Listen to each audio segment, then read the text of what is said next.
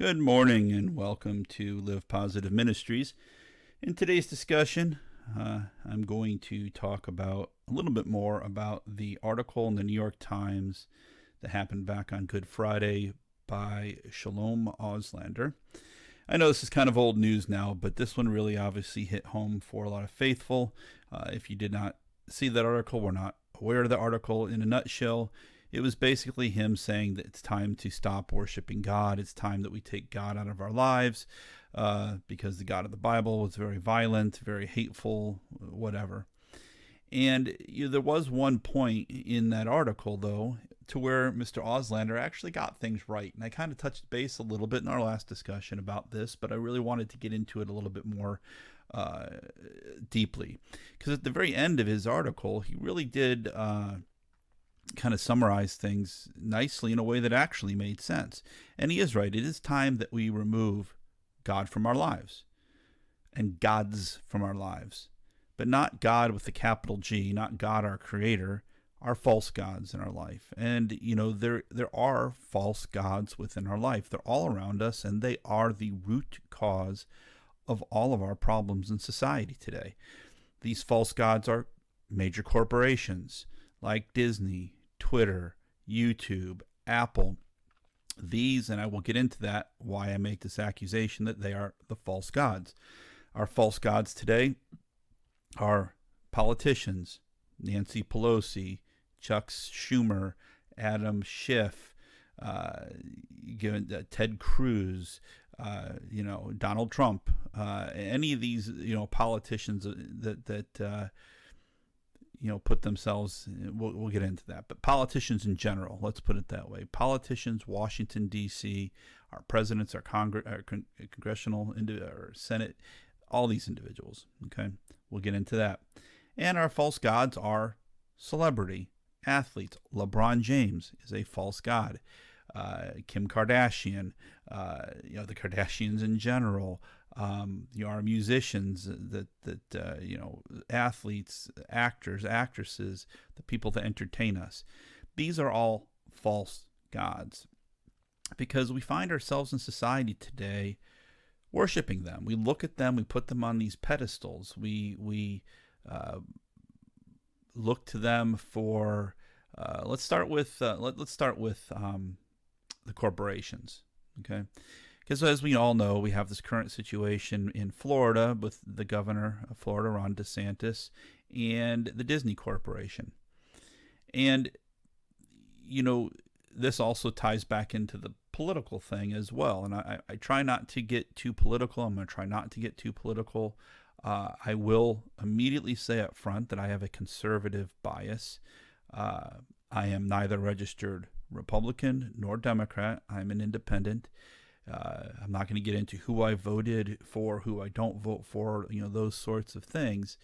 But do understand, if I start talking about one side or the other in a very negative light, it does not mean that I am either for or against that side. I am saying that that particular group of people at this time are doing something that I find to be counter.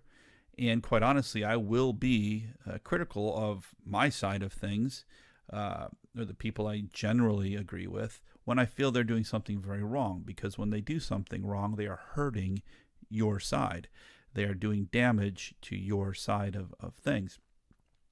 So anyway, get back to the corporations, Disney and Florida. We have this parental rights bill, which I have read, all 7 pages of it.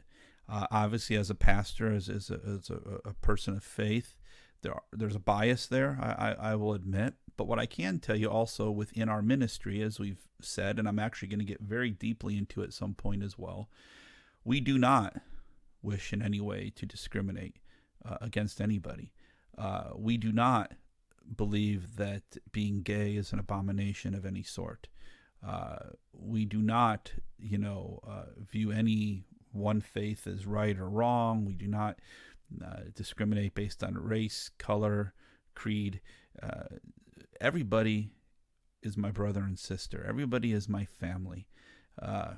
Everybody and every one of us is in this thing together.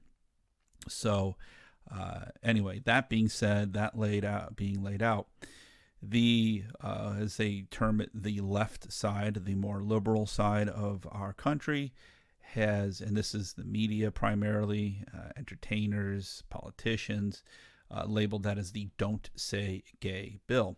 It has nothing to do with that. Nowhere in the bill does it say anything about that. I would not approve of it if it did.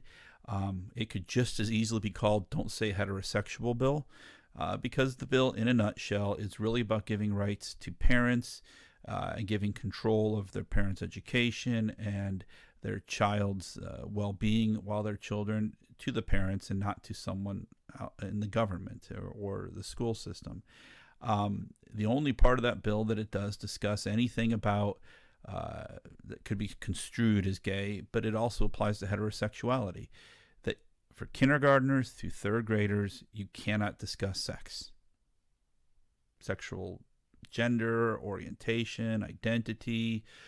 You just can't talk about sex to children. It really is that simple. You can't talk about straight sex. You can't talk about gay sex. You can't talk about any sex. It's that simple.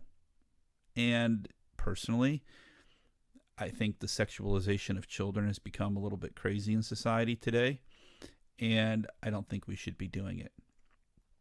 Agree with me, disagree with me, that's up to you. My opinion is we should not sexualize children. We should not be discussing sex to children who cannot understand these concepts at such a young age.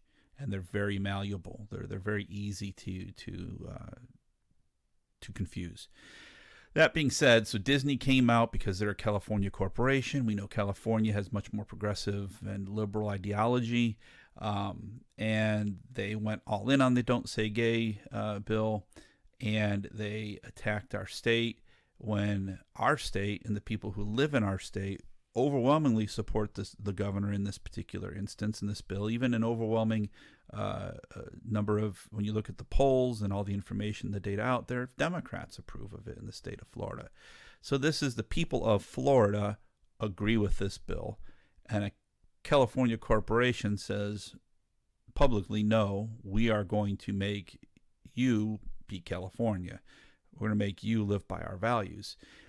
And the reason why I bring this up is the false gods again. You know, you hear these politicians who will tell you anything. We are not one another's enemies. Our politicians, unfortunately, due to corruption, have often made themselves the enemy of the people. And that is to say that they will tell you anything to get you riled up. They will tell you anything to upset you, because the greatest way to control people is through anger. The greatest way to control people is to make them be angry against the system, feel hopeless, to feel that the world around them is dark, to feel that everyone is their enemy. And they have successfully done this with a large group of people. And we all fall guilty to it sometimes, and feeling that way. So then they use that to divide each other, and then they use that to put out lies, and then they call a bill that has nothing to do with being gay or homosexual and a discrimination against gays or homosexuals. Because, again, I want to reiterate, I 100% understand, accept, and believe that gay relationships are no different outside is the fact that it's two genders, okay? They're two of the same gender together. You know, they love each other. They're a couple. They're two consenting adults who are attracted to one another. There's nothing wrong with this. So they take the fact that most Americans are absolutely okay with homosexuality these days, or at least tolerant of it for those that aren't really okay with it per se. And they go to all those people and they say, oh, look, there's this bill that says don't say gay. And, of course, a lot of people don't read it. They just take them at their word for it. They get pissed because, hey, we're in a modern society. Why are we still discriminating, just like Russia attacking the Ukraine? How do we in a modern society do these kinds of things? I don't know. But we do. And so Disney comes out, interjects itself as an entertainment company, a very wealthy entertainment company, into the mix, and starts trying to dictate to people in the state of Florida how we are going to live our lives, how we are going to raise our children, our grandchildren. And that's wrong. So it wasn't even the governor. Apparently, it was the bill wasn't started by Governor DeSantis. It was later supported by him, but he didn't start it. He fights back to this very wealthy corporation. And what's interesting is the left is always about tax the rich, tax the rich. The rich are not paying enough for their taxes. The Disney Corporation is a multi-billion-dollar corporation. It's one of the richest corporations in the world, and it's got a worldwide reach. It had a provision that made it so they did not have to pay taxes. They did not have to pay a lot of the fees. They didn't have to pay. It was tens of millions of dollars a year, and the Florida government took that away from them. And immediately, the Democrat politicians and people that support the Democrats, the more radical end, not all Democrats, started to freak out about how could we do this? It's such an awful thing. And it shows that everything they do is bluster. Everything they say is to divide us. Everything they say is to cause problems, because just use your logic as a sentient thinking being. We know that hate sells. When blood is shed, it sells. When there's violence, that sells. And the media and the politicians need that violence. They need that hate. They need that discontent to remain in power, to make money. And so they don't care about you and me. They don't care about us. They want to separate us from each other. They want to separate us from our God. They want to take us away from the foundations that make us self-sufficient, so that instead we look to them for guidance. And that's what they've very successfully done. This is with the recent, coup situation. And they've very successfully used that to their advantage. And this is a situation that we have right now with so much within our society. So we look at these corporations who make all this money, and by law have to do things to make the most profit for their shareholders. So by law, they have to do that. So they can now use that as a justification to do anything within their power, even if it means destroying the fabric of society, even if it means going after people, interjecting themselves in the things that are not their business. They become political entities now, and they go out and destroy. And we worship them. We look at and say, how can you do this to Disney? You look at Bill Gates and the Microsoft Corporation and how they interject themselves into an awful lot. You look at Twitter right now and how, when I first signed up for my account on Twitter, and I would be just as upset if this were the reverse, okay?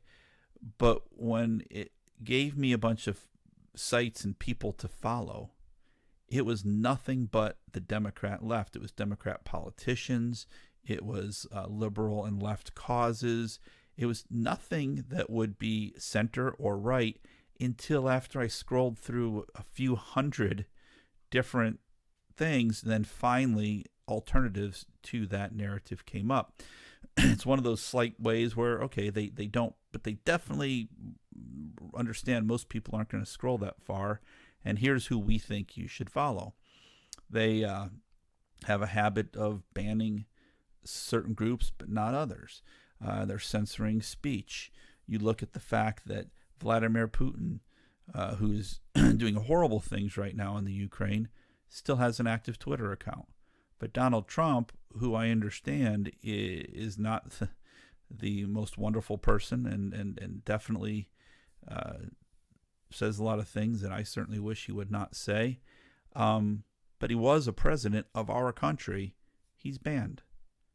The Ayatollahs in Iran, people who are completely anti-gay, people who are completely anti-freedom, countries that have done horrible atrocities,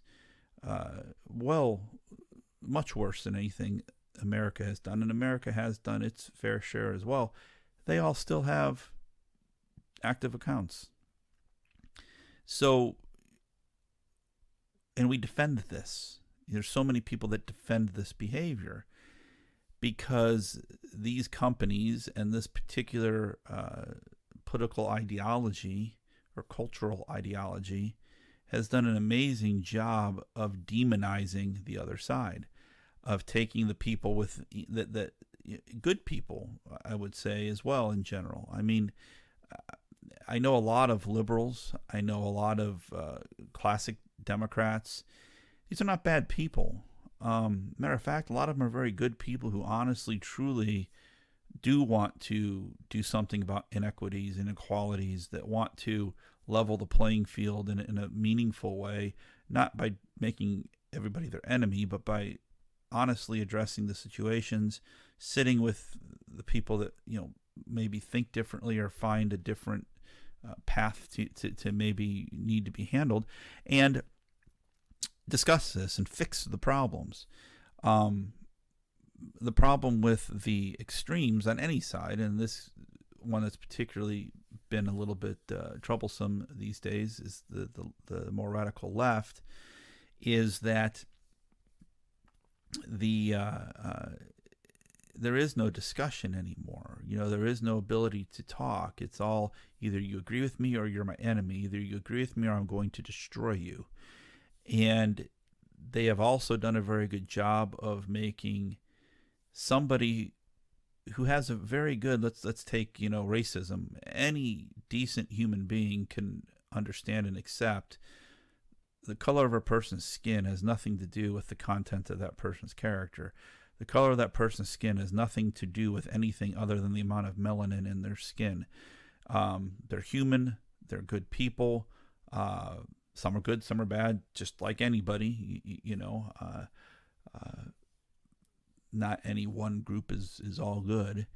But the reality of it is, any reasonable person understands that should not be an issue.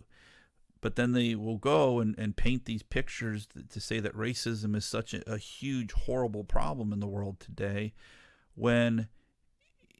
and use that to make us hate one another, use us to make us say, well, gee, yeah, I don't want to be part of that hate. And then that good intention is turned into something awful because they work people up to believe that the problem is just so virulent and so awful. Now, I will admit the racism of today is different than the racism of the past. I don't know if I've ever said this before, but racism of the past was often more of a racism of ignorance, in that people grew up in white areas, black areas, Asian areas, and it was pretty much a block. Wherever you were, it was either almost all white, all black, all Asian, all Indian, all Hispanic, whatever it was. And you could go a whole lifetime with having little to no contact with anybody of another race. So what you knew about that race and about other people, and obviously we always default to black versus white, although there was plenty of other issues between all races, and I often feel bad that Hispanics and Asians and Indians and Arabs often get left out of that conversation, and it all becomes down to black and white. But let's use that as an example. So if you were in a predominantly white area with predominantly white people, the only thing you knew about black people were what you were told, and often were told by people who had grown up very racist and grown up in a very racist system during a very racist time. And so you thought black people were barely human. You thought black people were all these different things. But the way that was corrected was through integration, through familiarizing yourself with these other people. And as we integrated people, and as the society became more integrated, you start to see, well, no, everything I was told was wrong. These are just people. Their skin may be darker. They may have some physical characterizations that are different. Culturally, there might be differences, but cultural differences are something to enjoy. It makes the world more interesting. But they're just people. And more often than not, very good people. So that integration was so important, and it's one of the things that, again, corporations for their own profit want to deintegrate and segregate everybody, again, because it's easier if we're all fighting. It's hard if like I'm in an interracial couple, my wife's Asian. So I've never had problems with Asians. I've never been a racist person in my life, although I've been around some racist ideals. Um, it's very hard to dislike Asians when you have Asians in your family. It'd be very hard to dislike black people if you have black people in your family. And I also have black people in my family. I have Asians in my family. I have Hispanics in my family. So it's very hard to not like any of these groups when they're in your family. And there's people that you love and care about that are of these ethnicities. So, these divides that they want to put out there, about racism. Well, yes, racism in the past was more racism of ignorance very often. You just didn't know, you didn't understand. And it was much more widespread. There's much less racism today, no matter what anyone wants to say. Yes, it's out there. It's obviously out there, and it's not a white thing only. There are racist whites, there are racist blacks, there are racist Asians, there are racists of every persuasion. They exist. But it's much less today, and especially in America, and in other countries too. I can tell you the Philippines is not particularly racist at all. It's a wonderful. I'm very in love with the people of the Philippines, and I admit that bias. But the racism of today is more of racism of choice, right? Because we've integrated. It's a much more enlightened society. We understand things a little bit better, and people today who are racist, often it's not a racism of ignorance. They've had plenty of contact with people from other races, and they still choose not to like them. And because it's okay not to like a black person if you're white, but you can't not like them because they're black. If you don't like them, let it be because they're a jerk, because they lack character or whatever it is. It can't be because of the color of their skin. That's ridiculous. So, that's the difference of the racism today. But politicians, corporations will play these things up to their advantage. Politicians do it to gain control and keep power. Corporations do it to make money. Just like the gay and lesbian and transgender situation. I will admit transgender is a tougher one for many people. It's not as understood as perhaps gay and lesbian is, and all the new pronoun things that everybody does and what have you. So I understand why some people feel a need to maybe fight that a little bit more still, both pro and con. But when it comes to gay and lesbian side, I didn't mean to breathe into the mic. The gay and lesbian situation, again, the vast majority of people do not care, one way or the other. I know I don't care who you love. If you're a man and you love other men, great. If you're a woman and you love other women, great. If you're into both, that's fine. That's all fine. And most people feel that way. However, corporations play to the fact that they know that most people feel that way. And so what do? They try to make it look like the problem's a lot bigger than it really is.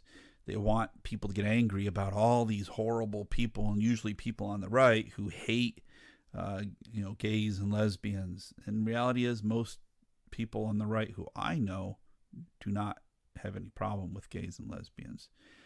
You understand, not being comfortable with that is not hatred. Okay, it's just like you're not comfortable with anything that you're unfamiliar with, or you're not comfortable with anything you don't completely understand. Just as how a gay man can't understand, perhaps, or isn't comfortable with a man being attracted to a woman, because he's like, I'm not attracted to women, I'm attracted to men. It's no different for a man who is attracted to women not understanding how a man can be attracted to another man. I don't understand that. I can't feel that. I can't see it. To me, I don't understand it. Doesn't mean I have a problem with it. I just accept the fact that I don't understand it. It's not for me. It's not my thing. It's not, I myself am attracted to women. I am married to a woman. But I completely accept there are men that see it differently, and there's women that see it differently. So anyway, I'm getting a little off track, but the reality of it is that there is no, these corporations who play us against each other. Make no doubt about it. If suddenly there was this crazy wormhole, listen, Donald Trump was elected president, and I never thought that would happen.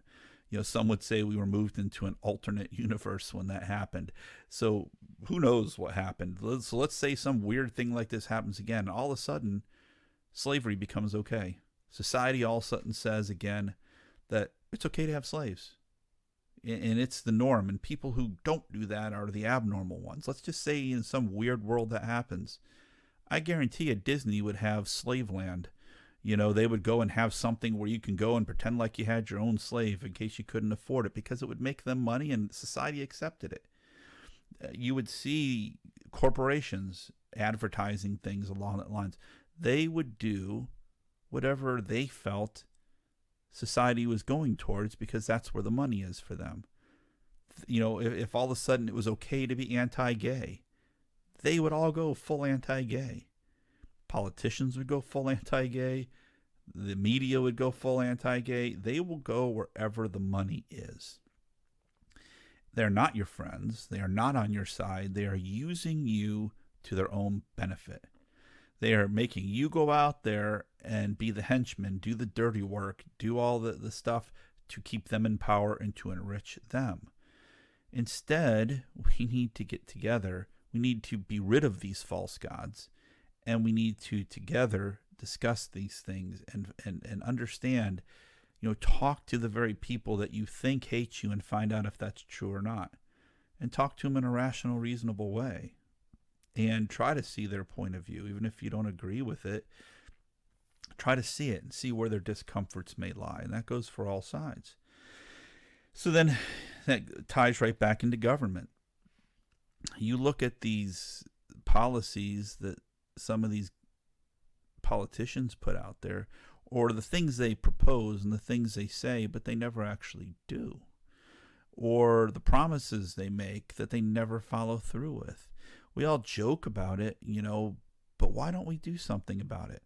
Why is it that so many people get so rabidly behind a politician and support these politicians who have done nothing for them? And this goes for both sides of the aisle. It doesn't matter who's in power. If you're a conservative, and when Donald Trump first came into office, the conservatives, the Republicans had the House, they had the Senate, and they had the presidency. They did nothing. So then now you have a situation where the liberals and the Democrats have the House, they have the Senate, and they have the presidency. They do nothing.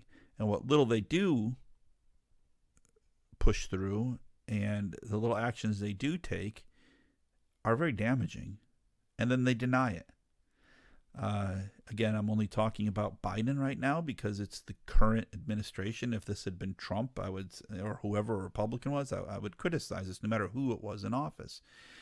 But we see that right now so much is going wrong in our world. So much is wrong with our economy. So much is wrong with world peace. So much is falling apart. And the current administration blames the previous administration for all these problems. However, you better believe that if everything was going great, there was no inflation, the economy was soaring, the world was at peace, that same administration would take credit for all the good stuff. And this is not uniquely a Joe Biden Democrat thing. Every administration does it. If bad things happen, it was the previous administration's fault. If good things happen, we'll take credit for those things. You can't have both. You have to acknowledge either whoever is in power is responsible for everything and anything, both positive and negative, for at least a period of time. If you want to say, okay, the first 12 months, whatever happens in the first year of a presidency is the responsibility of the people before, fine. Well, then that has to stay the same for everyone. Or you have to say that nothing that happens in the first year is your fault, but everything, it just has to stay consistent. They don't do this. They lie openly, and we forgive them. You will see lie after lie after lie after lie that are blatant lies. We'll prove the blatant lies. no matter what you feel about Donald Trump as the person, and I can tell you that when he ran for president against Hillary Clinton, I was just disgusted because I didn't like either option. I couldn't believe this is what we had come to. And then when it was him and Biden, it kind of left you in a situation with, wow, we're not bringing the best and brightest to the table here. We're going to have problems. And but we make excuses.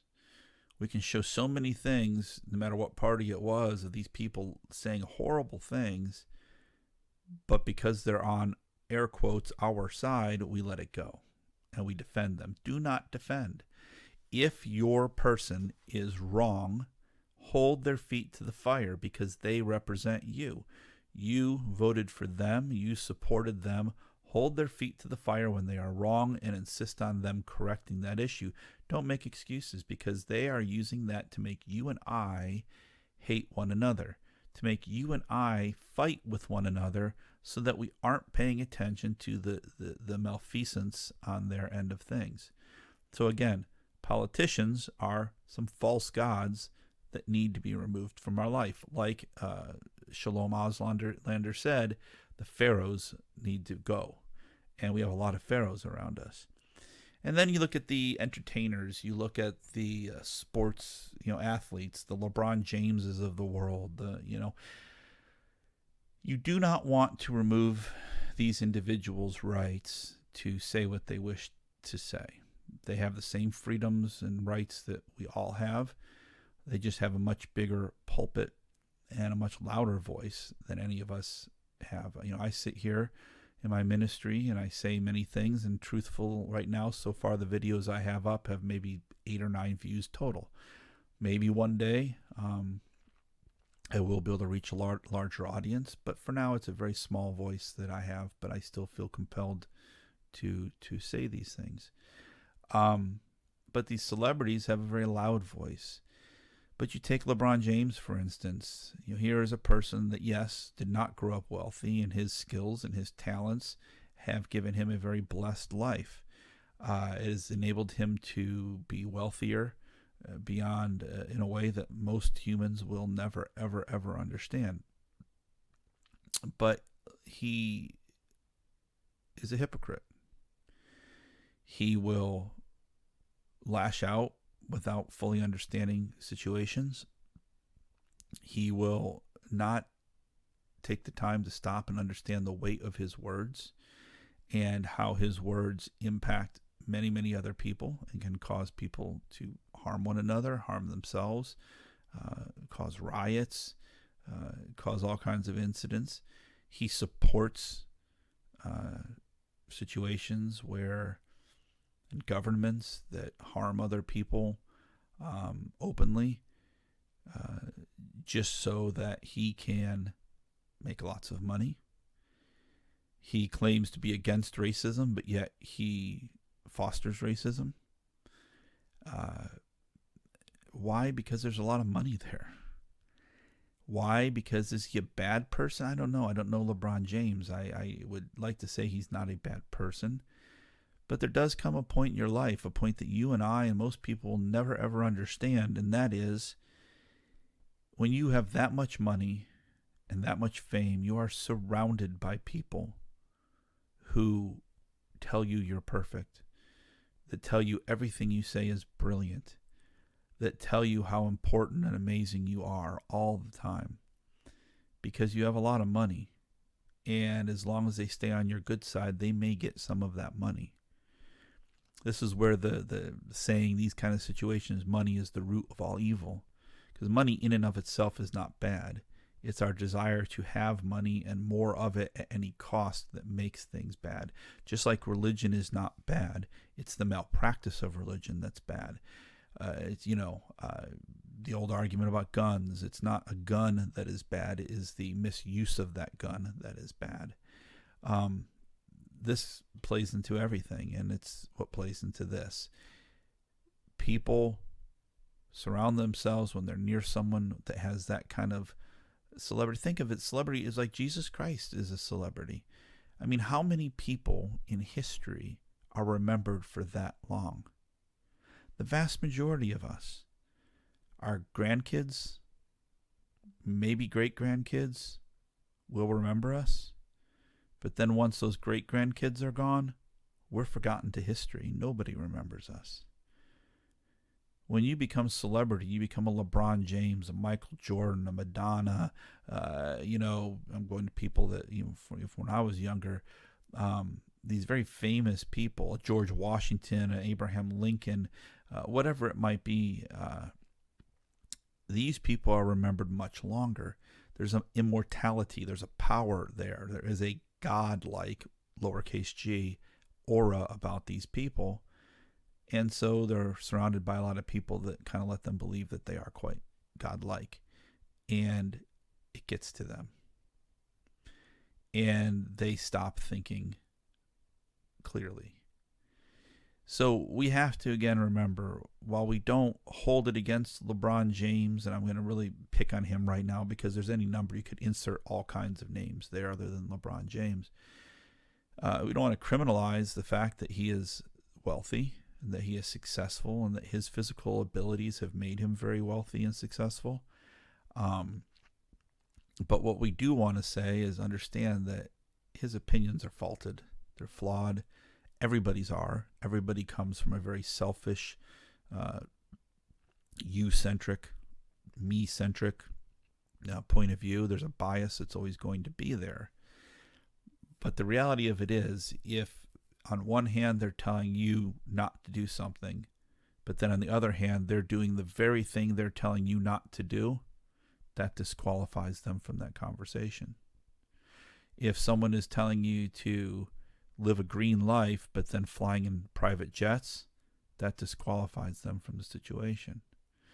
If someone's telling you, that you have to eat plant-based only while they're eating beef, well, that disqualifies them.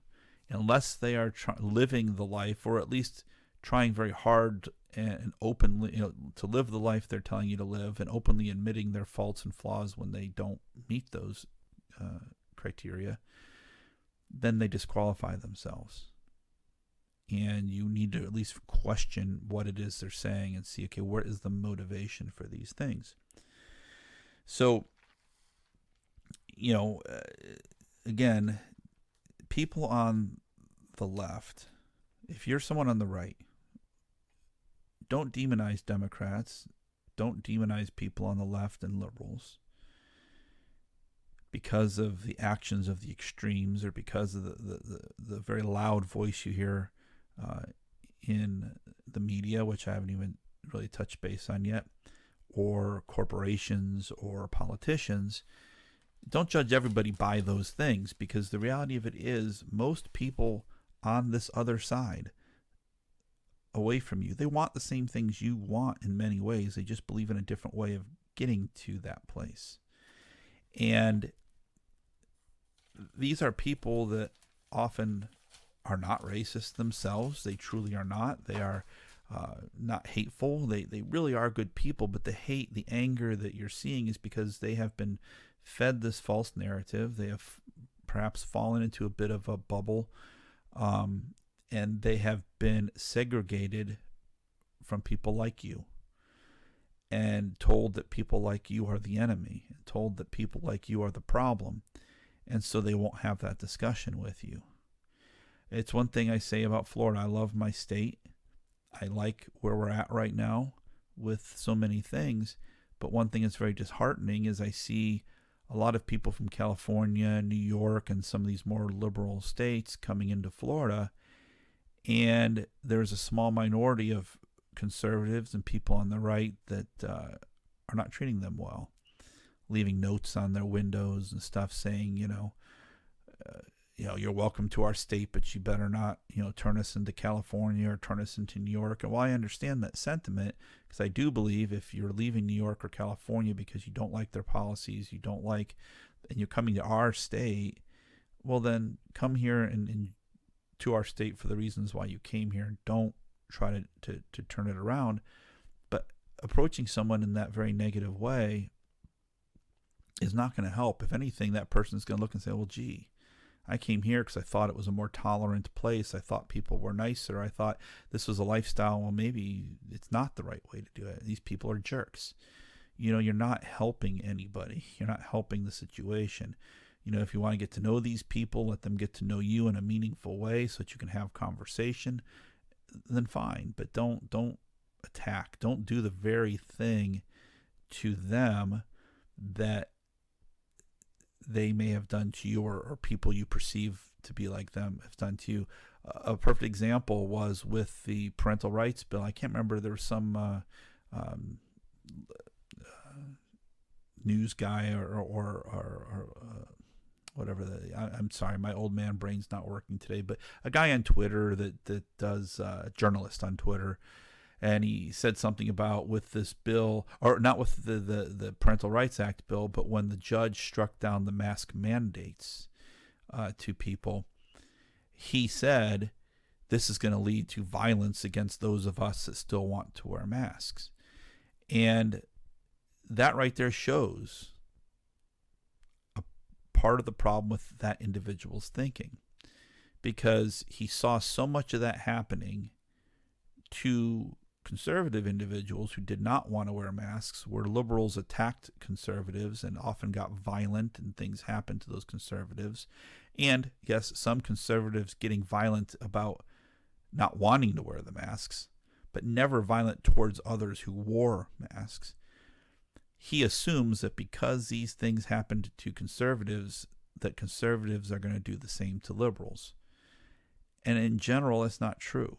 I've never, in the state of Florida, it's a lot of conservatives. I live in a very conservative area, and we've always had the people that wore masks, didn't wear masks. No one ever says anything to anybody who's wearing a mask. We don't go up to someone and say something rude to them for wearing a mask. I hated masks, but I wore them. I have a lot of problems with anxiety, claustrophobia, and when a mask is on my face, it really just makes my anxiety go through the roof.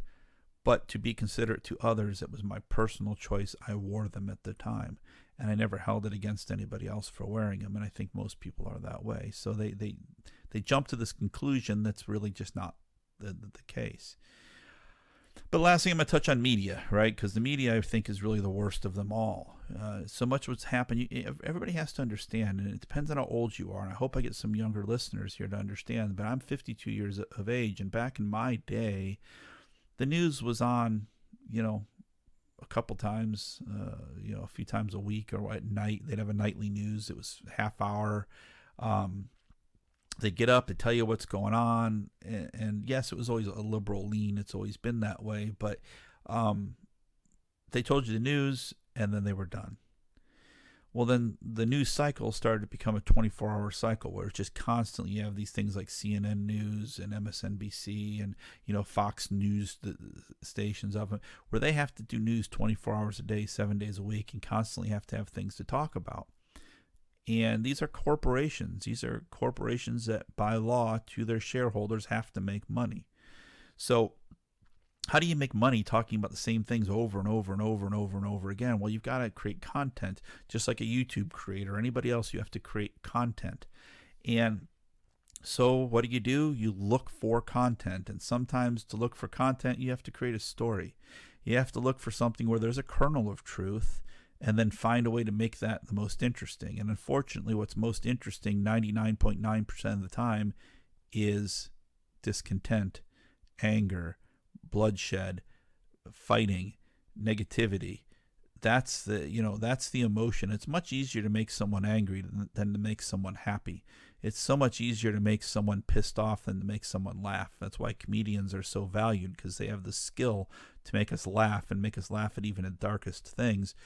But that's hard. It's very hard to be a Joe Coy. It's very hard to be a Chris Rock. It's very hard to be a Dave Chappelle. It's very hard to do these things. It's just not easy.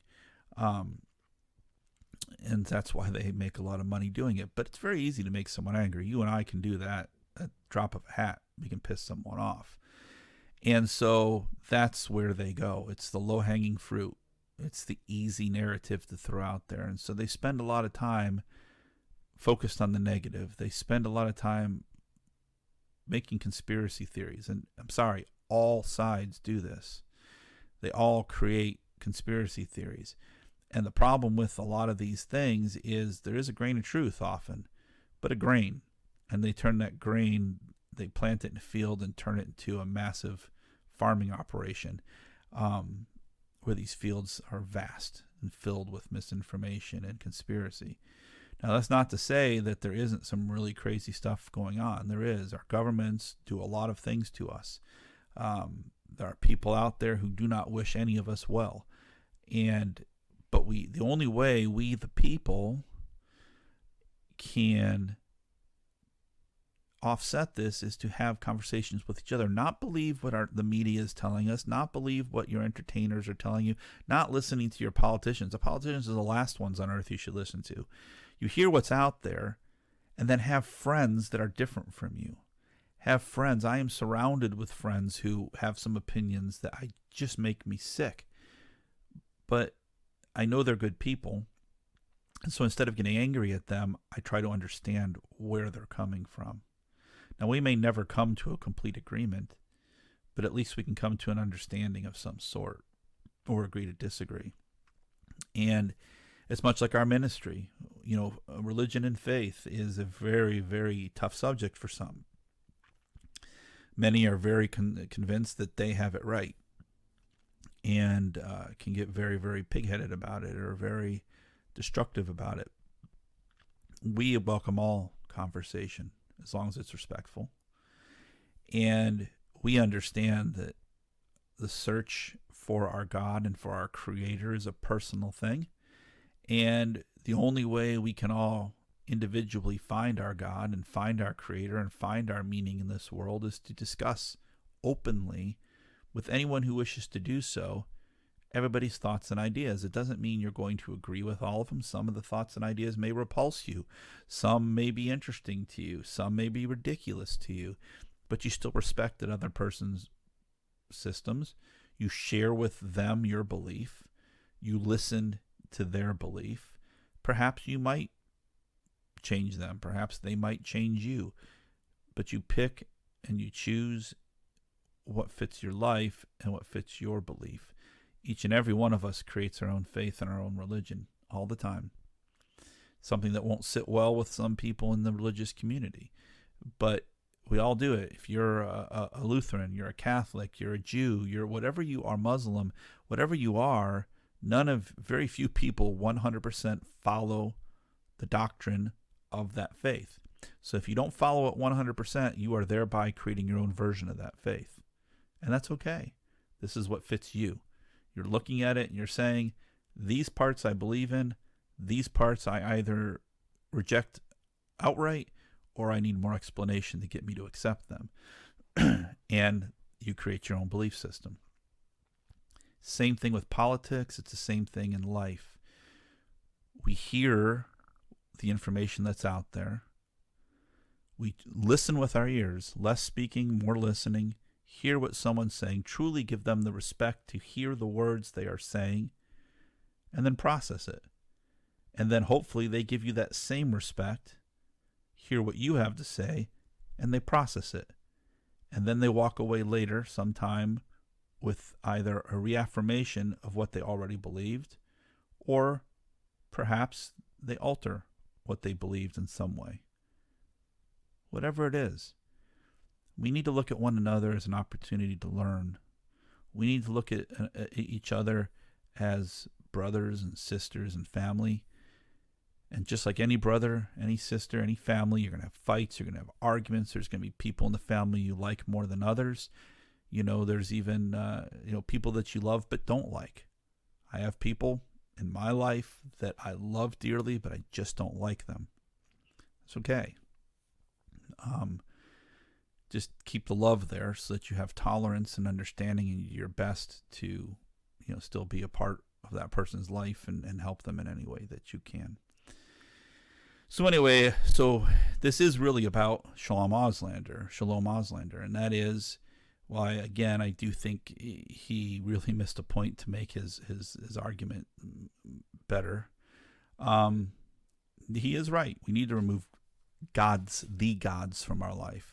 Not our God, not God our creator, but false gods need to be removed from our life. And as soon as we start understanding these are just people who happen to be wealthy or in positions of influence and power, but it doesn't make them better than you. It doesn't make them better than you in any way. Wealth, money, fame, influence like that does not make that person better than you. It makes them more fortunate than you, perhaps. It puts them in an interesting position that perhaps you wish you were in, or you think you wish you were in, but it does not make them better. They are not better than you. Okay? You are just as meaningful, just as important as anybody else out there. And don't let anyone else tell you otherwise. You may be different. You may have different ideas, different opinions, different whatever, and that's fine. That's part of what makes the world interesting and beautiful. But you're not less than. So anyway, this is carried long. We're already 50 minutes into it of me bumbling and talking. So I'm going to go for today. Again, this is Pastor Jay. I thank you so much. I really do hope that you will like, share, subscribe. If you've listened this far, please do that, because it's the only way anybody's ever going to hear what I have to say. And if you think there's value in what I'm teaching and the things I'm trying to teach people, that's the only way it's going to get out there. I am trying to fund this myself, put as much time into this as I can, into my ministry as possible. I sell things on eBay to make money to pay the bills so that I can continue with my ministry. I work hard on this stuff. So anyway, if you want to contact me, it's livepositiveministries@gmail.com. If you have any questions, if you need some guidance, if you'd like a little help with anything, I'll do my best to give that to you. And that's livepositiveministries@gmail.com. I do have a blog. I do have a podcasting site. I haven't been putting as much time to those. I will hopefully at some time, but the podcasting costs money and I can only put so much up there anyway. But I am working on building this ministry in a different way. So, and do it online this way. Again, I'm going to go. I'm rambling, but thank you so much. No matter what path you take to find God, just please take that first step. This is Pastor Jay, and I look forward to hearing from you. Have a great day. Be safe. God bless.